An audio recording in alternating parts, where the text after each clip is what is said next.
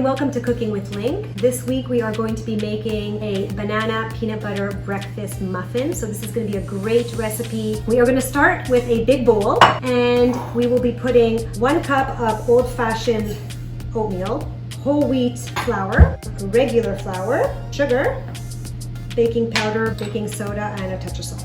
And last but not least, some powdered. This is the best way to sneak in some fruits and vegetables into your kids' diet. So we're going to be adding 1 tablespoon.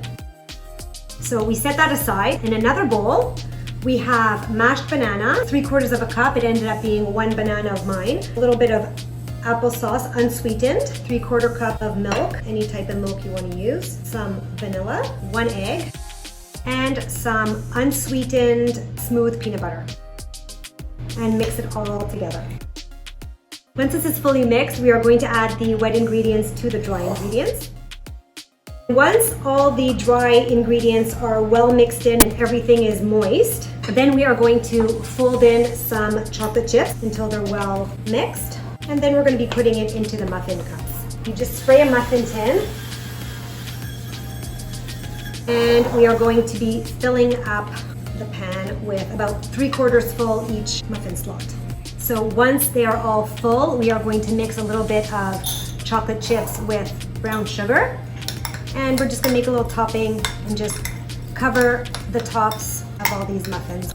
And once this is all done, we're just gonna pop it in a preheated oven at 350 degrees for 10 to 13 minutes. The muffins are ready to come out.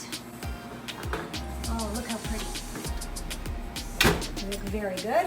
We are going to let them cool off. So it's tasting time. My kids leave the house often without eating breakfast because they're always in a rush. So I really wanted to find a good recipe that they can eat on the run and still healthy and at least a good start of the day. So